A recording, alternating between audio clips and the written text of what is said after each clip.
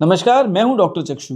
अगर आप भी एक ऐसे पेशेंट हैं जो पैरों में चप्पल पहनने के बाद चप्पल को महसूस नहीं कर पाते, अगर आप जमीन पर पैर रखते हैं तो महसूस नहीं होता कि ऐसा लगता है गद्देदार पैर है, और आपको अपने हाथ पैर में कुछ सेंसेशन फील नहीं हो रही, तो इसका मतलब आपको नसों में सुन्नपन की शिकायत हो रही है।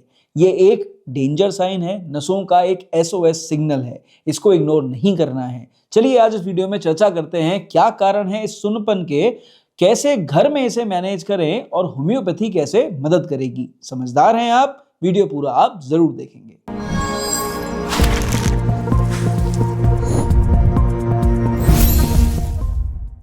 कारणों पर चर्चा करने से पहले समझिए कि नंबनेस प्रॉब्लम क्या है, यानी सुन्नपन परेशानी क्या है। परेशानी ये है कि जो आपकी नसें हैं वो सिग्नल लेके ब्रेन तक प्रॉपरली नहीं जा पा रही हैं।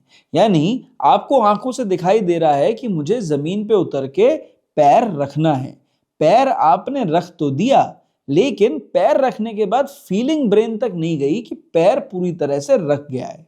ये जब कंडीशन होती है तो उसको बोलते हैं सुन्नपन, यानी नंबनेस। अगर आप आसान भाषा में कारण समझना चाहते हैं सुन्नपन के, तो लक्षण के हिसाब से मैं आपको कारण बताऊंगा। भाई देखो, अगर आपको दोनों हाथ पैरों में लगभग एक जैसा सुन्नपन महसूस हो, सुन्नपन आपको रात में ज्यादा महसूस हो, इसके संग में जलन भी हो और टिंगलिंग यानी हल्का हल्का सा जिसे कहते हैं सुइयां चुभने जैसी फीलिंग भी आए, तो इसका मतलब यह है कि आपको विटामिन बी कॉम्प्लेक्स की डेफिशिएंसी हो सकती है, B12, B6 इसकी डेफिशिएंसी हो सकती है, B1 की डेफिशिएंसी हो सकती है। साथ में आपको डायबिटिक न्यूरोपैथी होने के जो चांसेस हैं वो ज्यादा हैं, यानी शुगर बढ़ने की वजह से अब नसें कमजोर होती जा रही हैं। अब दूसरा, सपोज करो कि आप पोस्चर जब चेंज कर रहे हो, जैसे ऐसे करके बैठे, फिर आपने ऐसे करके बैठे, फिर आपने पैर पे पैर रख लिया, फिर आपने हाथ ऐसे कर लिए। कहने का मतलब यह है, पोस्चर चेंज करने पे जब आपको लगे सुन्नपन ज्यादा हो रहा है, एक पर्टिकुलर पोस्चर में बैठे बैठे सुन्नपन ज्यादा बढ़ जा रहा है, ठीक है, ओवर वर्किंग करने के बाद जब आप बैठ रहे हो तो महसूस होता है अरे भाई सुन्नपन ज्यादा ही बढ़ गया अगले दिन, तो उस सिचुएशन में सर्वाइकल रेडिकुलोपैथी, लंबार रेडिकुलोपैथी होने के चांसेस ज्यादा हैं, नर्व कंप्रेशन होने के चांसेस ज्यादा हैं। कहने का मतलब यह है कि अगर सर्वाइकल एरिया में कोई नस दबेगी तो यहाँ पे उंगलियों में सुन्नपन ज्यादा महसूस होगा। ये जो आपका एल्बो है इसमें महसूस होने के चांसेस हैं पर कम, हाथ में उंगलियों में होने के चांसेस हैं ज्यादा। सिमिलरली पैरों में अगर आपको सुन्नपन महसूस हो रहा है, पैर की उंगलियां फील नहीं हो रही, पैर की एड़ी फील नहीं हो रही, तो ऐसे में कमर से आज जो नस दब रही है उसके दबने के चांसेस ज्यादा हैं। तो रेडिकुलोपैथी साइंस ऐसे में देखने को मिलते हैं। अब तीसरा, अगर आपके हाथ पैर ठंडे हो रहे हों और आपके हाथ पैरों की रंगत बदल रही हो, ज्यादा सफेद हो जा रहे हों, ज्यादा नीले जैसे लग रहे हों और ठंडक बहुत लग रही हो, ऐसे ऐसे करके रगड़ने पर भी महसूस ना हो रहा हो सेंसेशन, तो इसका मतलब आपको कहीं ना कहीं ब्लड सर्कुलेशन की परेशानी है कि पैरों को रगड़ रहे हैं अच्छे से फिर भी सुन्नपन नहीं जा रहा है, हाथों को रगड़ रहे हैं फिर भी सुन्नपन नहीं जा रहा है। इसका मतलब क्या है, ब्लड सर्कुलेशन की प्रॉब्लम है, वो आपकी जो वेन है उसकी ब्लॉकेज हो सकती है, हो सकता है कोई आपको डीप वेस्कुलर डिजीज हो सकती हो, ये ऐसा पॉसिबल है। तो यहाँ पर डॉक्टर को दिखाना कई बार बेहद जरूरी हो जाता है। अब चौथा, अगर आपने अपने जीवन को नशे से भर रखा है, अगर आप अल्कोहल ज़्यादा कंज्यूम करते हैं, स्मोकिंग ज़्यादा करते हैं, आप तंबाकू ज़्यादा खाते हैं, तो ऐसी सिचुएशन में आपको नसों की कमजोरी महसूस ज़रूर होगी और ऐसे में सुन्नपन महसूस होने के चांसेस बहुत हैं।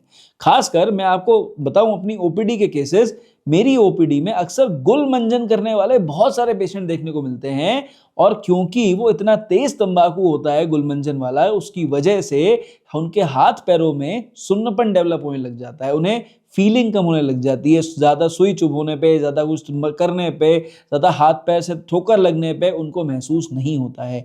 ऐसे पेशेंट्स हमारे पास बहुत ज़्यादा आते हैं और दर्द की बहुत ज़्यादा शिकायत भी करते हैं कि दर्द तो है, बहुत ज़्यादा है, लेकिन उसके संग में जब वो दर्द कम होता है तो बिल्कुल सुन्न पड़ जाता है, कुछ महसूस नहीं होता है। अब देखिए, जो पांचवें साइन है ना, वो डॉक्टर डायग्नोसिस के हिसाब से डिसाइड होते हैं कि भाई ये चारों कारण नहीं थे फिर भी मरीज को सुन्नपन हो रहा है, तो ऑटो इम्यून न्यूरोपैथी हो सकती है, पोस्ट वायरल न्यूरोपैथी हो सकती है। पोस्ट वायरल न्यूरोपैथी में हर्पीज होने के बाद की जो न्यूरोपैथी होती है बहुत ज़्यादा होती है कि डॉक्टर साहब मेरे को यहाँ इस एरिया में हर्पीस हो गई थी, हर्पीस तो ठीक हो गई, पहले बहुत जलन हुई, बहुत तकलीफ हुई, अब मुझे ये एरिया महसूस नहीं होता है।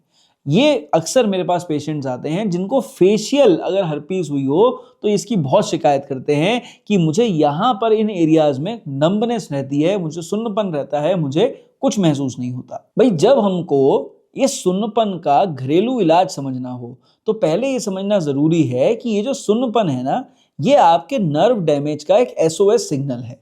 आप अगर इसे इग्नोर कर देते हो या प्रोलॉन्गली इसे इग्नोर करते हो तो तकलीफें बढ़ती चली जाती हैं। ऐसे में होम रेमेडीज काम नहीं करती।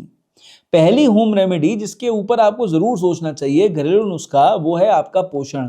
बिना पोषण के आप एक्सपेक्ट करें कि कोई भी घरेलू नुस्खा काम करे तो भाई ये बेवकूफ़ी है। पोषण पे काम करना ही पड़ेगा। आपको प्रोटीन की मात्रा का ध्यान रखना पड़ेगा, आपको एंटीऑक्सीडेंट लेने पड़ेंगे, आपको विटामिन्स लेने पड़ेंगे। कहने का मतलब ये है कोशिश करो कि दिन में एक फल आपने ज़रूर खाना है, सलाद में एक चीज़ ज़रूर खानी है, प्याज सलाद नहीं होती है। फिर आपको ये समझना है कि अगर आप दूध पीते हैं तो दूध पी सकते हैं, दूध नहीं पीते दही खाइए, दही नहीं खाते पनीर खाइए। कोई ना कोई एक मिल्क प्रोडक्ट आपको लेना बहुत ज़रूरी है। इसके संग में अगर आप बहुत ज़्यादा ऑयली स्पाइसी खाना खा रहे हैं या फिर आपके तेल की क्वालिटी अच्छी नहीं है तो ऐसे में नसों में परेशानी हो सकती है। अगर आप मीठा कुछ ज़्यादा ही खा रहे हैं या आप ऑलरेडी शुगर के पेशेंट हैं जो शुगर का ध्यान नहीं रख रहे हैं तो ऐसी सिचुएशन में नसों का सुन्नपन आपका बढ़ सकता है। दूसरी बहुत इफेक्टिव होम रेमेडी है गर्म पानी की सिकाई। अगर आपको हाथ पैरों में सुन्नपन की शिकायत है तो आपको डेली 10 से 15 मिनट हाथ या पैरों को गुनगुने पानी में या गर्म पानी में डाल के रखना चाहिए। अब देखो गर्म पानी की जो मापदंड है, पैरामीटर है, वो ये है गर्म इतना हो कि पैर डालने पे महसूस हो गर्म है, खौलता हुआ ना हो कि स्किन को जला दे। हमें स्किन नहीं जलानी है, हमें सिर्फ पैर डालना है गर्म पानी में और महसूस करना है कि ये गर्माहट है और वो गर्माहट धीरे धीरे करके महसूस हो कि अब पानी ठंडा हो रहा है। ठीक है, जब हम ऐसा करते हैं तो नर्व कंडक्शन इंप्रूव होता है, सुन्नपन में मरीज को फायदा होता है। ये काम रेगुलर करने पे बेहद इफेक्टिव रिजल्ट्स पेशेंट्स को देता है। तीसरा काम, अगर ब्लड फ्लो की परेशानी है जिसकी वजह से आपको सुन्नपन की शिकायत हो रही है तो उस सिचुएशन में ऑयल मसाज बहुत इफेक्टिव है। इसमें खासकर तिल के तेल से अगर आप हल्की हल्की मसाज कर रहे हैं, खासकर सुबह उठ रहे हैं, धूप में बैठ रहे हैं, धूप का जो असली टाइम है जिसमें आपको सिकाई करनी चाहिए या मालिश करनी चाहिए, वो टाइम पीरियड दोपहर के 11 बजे से लेके दोपहर के 3 बजे का होता है। उसके बीच में आप किसी भी टाइम में धूप में बैठें, जब थोड़ी सी धूप तेज हो, लगे, महसूस हो गर्माहट, उस समय उस धूप में बैठ के अगर आप तेल से अच्छे से मालिश कर रहे हैं तो वो मालिश आपके लिए बहुत फायदेमंद है। अब गर्मियों में अगर इस टाइम पे मालिश करेंगे तो तकलीफें बढ़ेंगी क्योंकि उस समय गर्मी बहुत ज़्यादा होती है। गर्मियों का टाइम पीरियड जो असली होना चाहिए वो 8 से 11 और सर्दियों में 11 से 3 का होना चाहिए। उस समय तिल का तेल लेके जेंटल मसाजिंग करनी है, 10 से 15 मिनट करनी है। ब्लड सर्कुलेशन इंप्रूव होगा, नंबनेस में आपको फायदा होगा। चौथा काम जो आपको करना है वो ये कि अपने पोस्चर को करेक्ट करना जरूरी है। अगर ज़्यादा आगे झुक के बैठते हैं तो नॉर्मल होके बैठिए, ज़्यादा पीछे होके बैठते हैं तो भी नॉर्मल होके बैठिए। पैर मोड़ के बैठने में तकलीफ होती है, सीधे करके बैठिए। ज़मीन पे बैठने में दिक्कत होती है, कुर्सी पे बैठिए। अगर ज़मीन पे ज़्यादा देर बैठने पे पैर जल्दी सो जा रहा है तो कोशिश करिए कि आप रेगुलर एक्सरसाइज करें जिससे कि आपका मसल कोऑर्डिनेशन इंप्रूव करे। ऐसे पेशेंट्स के लिए वॉक करना बहुत अच्छा होता है। लेकिन साथ ही साथ अगर आप एक्सरसाइज कर सकते हैं तो रेगुलरली योगा करने से आपका नर्व जो कंडक्शन है वो इंप्रूव होगा। कौन से योगासन? सूर्य नमस्कार अच्छा है, मंडूकासन अच्छा है, त्रियक भुजंगासन और भुजंगासन बेहद अच्छा है। कुछ नहीं कर पा रहे हैं तो बटरफ्लाई पोज ही कर लीजिए, वो भी बहुत अच्छा है। पांचवा बहुत जरूरी काम है वॉक करना। कोई भी ऐसा पेशेंट जिसको पैरों में सुन्नपन, हाथों में सुन्नपन की दिक्कत हो, उसे कम से कम वॉक करना जरूरी है। अगर आपके शरीर में ताकत है, आप बुजुर्ग नहीं हैं, अगर आपको कोई शारीरिक तकलीफ नहीं है, कोशिश करिए 10 मिनट में 1 किलोमीटर आप वॉक करके कवर अप कर पाएं।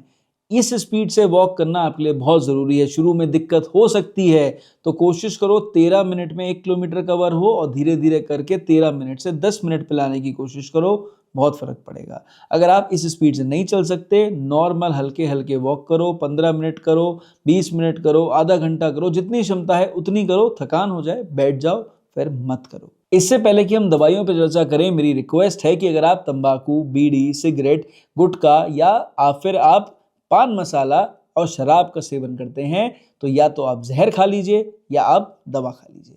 अगर दवा खानी है तो जहर से दूरी बनाना बहुत ज़रूरी है, नहीं तो आपका नुकसान होना निश्चित है। ऐसी सिचुएशन में जब हमें इफेक्टिव दवाइयों पर बात करनी है तो सेल्फ मेडिकेशन में सबसे इफेक्टिव जो दवाइयाँ हैं वो बायोकेमिक्स आती हैं। आपसे रिक्वेस्ट है कि अगर आपको नंबनेस की शिकायत है तो आप घर पे कालीफॉस 6x और मैकफॉस 6x ये 2 बायोकेमिक ला के रख लीजिए। और जिस भी पेशेंट को, एडल्ट को, बुजुर्ग को इस तरह की दिक्कत होती है, 4 गोली सुबह दोपहर शाम रेगुलरली कम से कम 6 हफ्ते तक अपने पेशेंट को रेगुलर दीजिए। होम मैनेजमेंट का ध्यान रखिए। आप देखिएगा इन दोनों दवाइयों का इम्पैक्ट आपको दिखाई देने लग जाएगा, चाहे आप कोई भी ट्रीटमेंट लें। अब हम यहाँ पर 2 दवाइयों पर चर्चा करेंगे जो कि पेशेंट्स की मदद कर सकती हैं। अगर नसों की प्रॉब्लम है जिसकी वजह से सुन्नपन हो रहा है तो देखिए हाइपेरिकम एक बहुत अच्छी दवा है। अगर आपको न्यूरोपैथी हो रही है, यानी नसें दब गई हैं, यहाँ की दब गई है, कमर की दब गई है, कोई ऐसा प्रॉब्लम है जिसमें नर्व कंप्रेशन हुआ है, तो हाइपेरिकम एक अच्छी दवा है। पर ऐसे पेशेंट्स को हाइपेरिकम स्ट्रॉन्ग पोटेंसीज में नहीं लेनी है। आपसे निवेदन है, अगर आप हाइपेरिकम यूज करना चाहते हैं तो मात्र 30 पोटेंसी में लीजिए। 2 बूंद दवा 2 चम्मच पानी में डालें और सेल्फ मेडिकेशन में इस दवा को 3 से 4 हफ्ते कंज्यूम करें। अगर आपको इंप्रूवमेंट नहीं आ रहा है तो डॉक्टर से परामर्श लेके कारण का पता लगा के दवा खाना आपके लिए बेहद जरूरी है। अब दूसरी दवा ऐसे पेशेंट्स के लिए है जिनको ब्लड सर्कुलेशन की प्रॉब्लम है। अगर खून की सप्लाई बाधित होने की वजह से आपको हाथों पैरों में सुन्नपन की शिकायत महसूस होती हो तो उस सिचुएशन में सिकल कौर नाम की दवा बेहद इफेक्टिव है। देखो, सिकल कौर गैंग्रीन के लिए बहुत अच्छी दवा है, लेकिन इसके साथ ही कहीं पे भी ब्लड सर्कुलेशन अगर रुक रहा है, इसकी वजह से सुन्नपन महसूस होता है या फिर सेंसेशन लॉस हो रहा है उस एरिया का, तो सिकल कौर से हमेशा रिजल्ट्स मिलते हैं। तो ऐसे में सिकल कौर आंख बंद करके लीजिए। 2 बूंद दवा 2 चम्मच पानी में डालें, दिन में 2 से 3 बार, जरूरत के हिसाब से इस दवा को 4 हफ्ते रेगुलर कंज्यूम करें। इंप्रूवमेंट ना आए डॉक्टर को जरूर दिखाएं। तो आई होप इस वीडियो को देखने के बाद ना आपको भी सुन्नपन के कारण और निवारण के बारे में जानकारी मिल गई होगी। जानकारी से संतुष्ट थे, चैनल पर पहली बार आए थे, सब्सक्राइब कर जाएं। रेगुलर वीडियोस देखते हो, थम्स अप जरूर देके जाएं। दवाइयाँ बहुत हैं, 100 से ज़्यादा दवाइयाँ हैं होम्योपैथी में जो इसके लिए इस्तेमाल होती हैं, पर कई बार डॉक्टर से बात करने पर दी गई दवा के रिजल्ट्स बहुत शानदार होते हैं। तो अगर आपको रिजल्ट नहीं मिल रहे हैं होम्योपैथी से, आपसे रिक्वेस्ट करेंगे इस नंबर पे मेरे स्टाफ से कनेक्ट करें, हम आपकी मदद जरूर करेंगे। इस वीडियो में सिर्फ इतना।